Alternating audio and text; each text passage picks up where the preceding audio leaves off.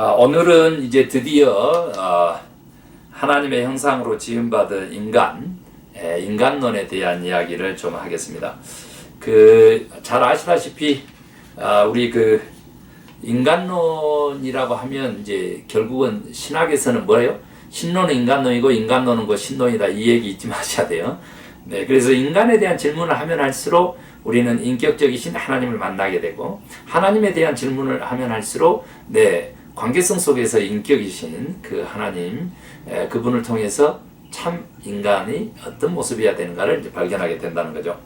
자, 우선은 제가 조금 빨리 이 얘기도 할 것이고요. 그리고 짧게 할 것입니다. 평신도용 교재를 통해서 왔던 인간론 먼저 15가지 정의를 이제 먼저 알려드리면 이해가 좀 쉽고요. 그 다음에 여기 이제 저자인 다니엘 밀리오리의 신학적인 주제들의 순서로 그렇게 거꾸로 좀 가보겠고요. 그 다음에 이제 마지막 파트에서는 이제 제가 가지고 있는 하나님의 형상에 대한, 인간 누구나 가지고 있는 하나님의 형상 4가지, 그것을 좀 얘기하고 오늘 강의를 마치려고 합니다. 자, 우선은요, 인간은 가장 먼저 이제 평신도용 교리에서, 인간론에서는 하나님의 피조물이라는 거죠. 하나님의 피조물. 그 다음에 두 번째, 인간은 모든 피조물 가운데서 가장 존귀한 존재로 지음받았다. 이런 거. 이제 하나님의 입장에서 이제 생각하더라도 그렇다는 거죠. 그 다음에 세 번째, 인간은 영혼과 육체로 이루어진 존재다. 영혼, 육, 이렇게 혼, 삼주, 그러니까 3분법, 2분법 쓰기도 하는데, 그래도 크게는 영혼과 육체, 2분법을 쓰죠. 그 다음에 인간은 하나님의 형상을 따라 창조되었다는 거예요. 이게 이제 여기서부터 중요한 거죠. 그 다음에 5번째, 인간은 본래 하나님께 대한 순종 안에서 영생하도록 창조됐다. 본래 순종하면 영생하도록 되어 있다는 거죠.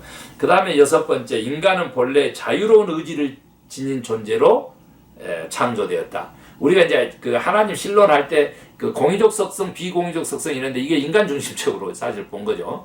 그러니까 하나님과 함께 가지고 있는 거, 하나님과 함께 가지고 있지 않는 거, 이런 뜻인데, 그 중에서도 이 자유의지라고 하는 거, 이런 하나님의 창조. 그러니까 7번째, 첫 인간은 스스로의 자유로운 의지로 하나님 앞에 범죄하고 죄인이 되었다. 이제 우리가 아담 얘기를 지금 하고 있는 거예요. 아담과 하와 얘기. 그리고 하나님 앞에서의 인간의 죄의 본질은 불순종과 교만과 불신앙이다. 불순종, 교만, 그리고 믿지 않는 불신앙. 의지하지 않는 거. 이게 죄의 본질이라는 거죠. 그 다음에, 그래서 이제 말 그대로 인간론 하면은 죄론도 있지 않겠어요? 그래서 이제 죄에 대한 얘기도 하게 됩니다. 그 다음에 9번째, 첫사람의 죄는 온 인류를 부패시켰으며 죄인 되게 하였다. 이렇게 모든 죄는 근본적으로 하나님을 거역하는 것이므로 다중한 죄다. 이렇게 크고 작은 죄가 없다. 이렇게. 그러나 이제 법적으로는 그런 것이 이제 있죠. 그 다음에 죄는 인류에게 죽음을 가져왔다. 이게 다 신학적인 지금 논제입니다. 죄 가운데 있는 인간은 이미 온갖 의미의 영적 죽음 상태에 있는 것이다.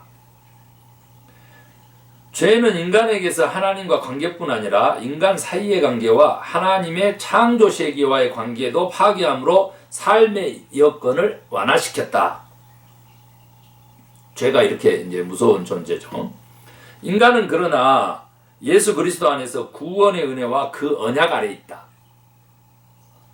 인간은 성령 안에서 새로워지는 존재이다. 이렇게 사실은 이제 15가지로 인간에 대한 정의를 해놨는데, 굉장히 잘 정리되고 좋은 것입니다. 이 정도만 알아도 되지만, 그래도 여기서 이제 구체적으로 이제 창조된 인간, 타락한 인간, 그리고 하나님의 형상으로 지음받은 인간이기 때문에 하나님의 형상에 대한 여러 해석들, 그리고 그리스도 안에서 새로운 인간이 되냐 못 되냐, 새로운 인간, 이런 이제 주제가 되겠습니다. 자, 여러분, 하나님의 형상에 대한 이제 여러 해석들은 제가 인간 누구나 가지고 있는 4대 하나님의 형상, 제가 정리해 놓은 것하고 같이 좀 이렇게 얘기를 좀 마지막에 하고 싶고요. 우선은 창조된 인간에 대한 정의 3가지 정도 이렇게 빨리 하겠습니다. 하나님의 형상으로 지음받은 인간은 하나님께서 자유롭게 말씀을 걸어주신 인간이며 하나님께 자유롭게 응답할 수 있는 인간이다. 하나님과 대화하는 인간으로 정의를 했어요. 그런데 그 전에 뭐라다고 하나님의 형상으로 지음받았다. 창조되었다. 이거 중요하죠. 그 다음에 하나님의 형상으로 지음받은 것은 인간이 자신의 참된 정체성을 다른 사람 및 다른 피조물들과 함께 살아가면서 발견하는 것을 의미한다. 너무 중요한 표현입니다. 하나님의 형상으로 지음받았다라고 하는 것은 그 속의 정체성 속에 뭐요? 더불어 사는 삶, 즉 사회성, 인간의 인격 중에서 사회성, 그리고 공동체성, 그것이 본래적으로 담겨 있다는 거예요. 그래서 다른 사람 및 다른 피조물들과 함께 살아감을 발견하는 의미를 가진다. 이래서 이제 다니엘 밀리올입니다. 우리가 이런 그 신학을 우리가 가지고 있어야 되고 공부를 해야 돼요. 우리 인간이란 어떤 인간인가? 하나님의 형상으로 지음받은 것은, 그 하나님의 형상으로 지음받았다는 걸 계속 좀 설명하죠. 어떤 고정된 상태가 아니라 목표를 향한 운동이다 이랬어요. 고정된 상태가 아니고 목표를 향하면 변화된다는 거죠. 인간은 아직 실현되지 않은 그 삶이 충만히 성취되기까지는 쉼을 얻지 못하다. 죽을 때까지 배우고 변화하는 거죠. 변화된 삶, 변화의 삶, 이것들을 하나님의 형상으로 지음받은 인간이라고 하는 그 정의 속에 이미 그 의미를 내포하고 가지고 있다 이렇게 얘기해요. 그런데 이제 또 다른 인간의 내면으로 이런 하나님의 형상으로 지음받은 인간이 어떻게 된다고? 타락합니다. 타락. 죄는 우리와는 전적인 타자인 하나님에 대한 의존성을 부인하고, 아까 죄가 뭐라 그랬어요? 아까 불신앙도 그랬죠. 우리 동료 피조물들에 대한 우리의 필요성 또한 부인한다. 이게 죄예요. 그러니까 그 예를 들어서 화초, 식물, 뭐 이렇게 필요 거부하는 거, 이게 다 죄다는 거죠. 다른 것들에 관용치 못한 것에 깊이가 죄다. 그 예수 그리스도는 죄가 없으신데 그 규범이 되죠. 그래서 뭐 우주 만물 모든 피조물들의 예수님은 아끼심의 사랑을 베푸셨다 이렇게 봐야 돼요. 죄란 근본적으로 은혜에 반대하는 것이고 하나님의 초대를 거절하는 것이고, 죄는 다른 피조물과의 만남 가운데 지배와 굴종, 자기 높임과 자기 파괴 두 모습을 가진다. 이런 것들도요 그냥 지나갈 말씀이 아니고 정말 멋진 말씀. 죄는 다른 피조물과의 만남 가운데 지배와 굴종, 자기 높임과 자기 파괴 두 모습이 다 죄다는 거예요. 죄는 하나님 부여하신 인간의 최종적 삶의 목표를 거부하는 것, 교만과 태만과 무관심이 죄다. 자, 그러면 이 죄로부터 이제 하나님의 형상대로 지음받은 창조된 인간은 어떤 삶을 살아야 되느냐? 그렇게 해서 나온 게 정의, 평화, 창조 질서의 보전. 정의, 평화, 창조 질서의 보전. 이것을 추구해야 된다. 곧 이것이 사랑이다. 죄의 그 기원, 그 죄론을 따라하는 사람도 있는데 그 죄의 기원의 실제를 한번 보겠습니다. 죄는 보편적 조건인 동시에 스스로 선택되는 행동으로 책임져야 한다. 그러니까 원죄도 있죠. 그리고 자범죄도 있다. 그리고 책임을 져야 된다. 이런 거예요. 죄는 인간의 행위에 악으로 정죄되는 것에와 선으로 칭송받는 것에도 있다.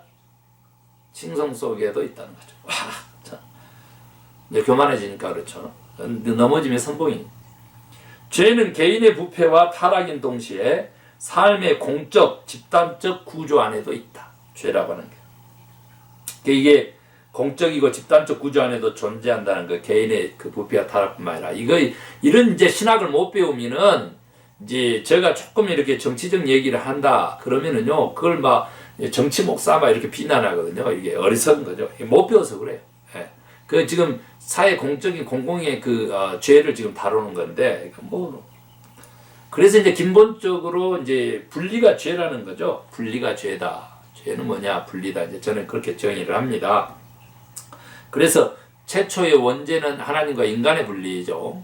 그 다음에 이제 우리가 죄가 관영해가지고 홍수로 심판했는데 이제 그 책임을 져야 되는데 그 홍수 사건은 또 자연과 인간의 그 분리, 또 살인 사건은 인간과 인간의 분리, 바벨탑 사건은 민족과 민족의 분리, 뭐 이렇게 얘기할 수 있겠어요. 그래서 하나님, 인간, 자연, 그리고 이제 책임 이런 것들이 다 따르는데 분리가 제다는 거죠.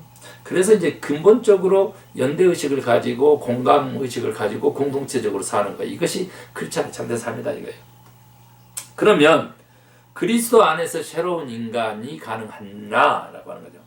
은혜대로 성령으로 하나님의 선하심을 전적으로 신뢰하고 확신하는 믿음 가지고 우리는 그리스도 안에서 새로운 인간이 될 수 있다.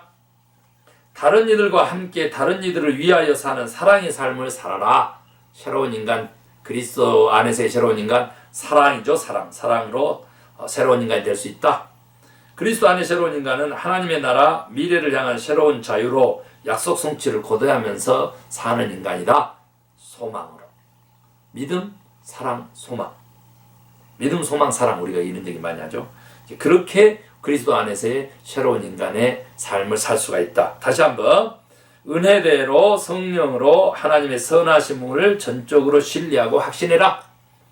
다른 이들과 함께 다른 이들을 위하여 사는 삶, 사랑의 삶을 살아라. 하나님의 나라, 하나님의 또 미래를 향한 새로운 자유의 약속 성취를 위해서 고대하며 살라. 소망해라. 이런 거죠. 자, 그러면 그 목표가 뭐냐? 개인적으로 내면적인 목표를 좀 설명을 해보겠어요. 새로운 삶을 위해서 우리가 준비해야 될 것들이요. 하나님의 형상이죠. 하나님의 형상.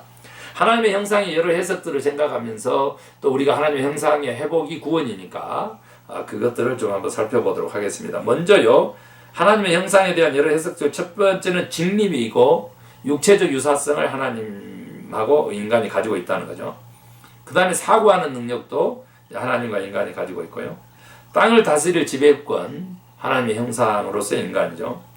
뭐 일하면 이제 손이 무섭더라고요, 정말요. 뭐 이런 이런 것들을 보세요. 네. 자연 피조물도 아름답지만 인간의 창조물도 아름답지 않습니까? 그러면서 이제 인간의 자유, 하나님의 형상 중에 하나죠. 그 다음에 하나님과 다른 피조물들과 인간이 올바른 관계를 맺는 것 역시도 하나님의 형상이라는 거죠. 하나님의 형상은 다른 존재와 관계를 맺는 가운데 자신을 초월하는 삶, 예수 그리스도를 닮은 그런 삶으로 하나님의 형상을 추구할 수 있는 거죠.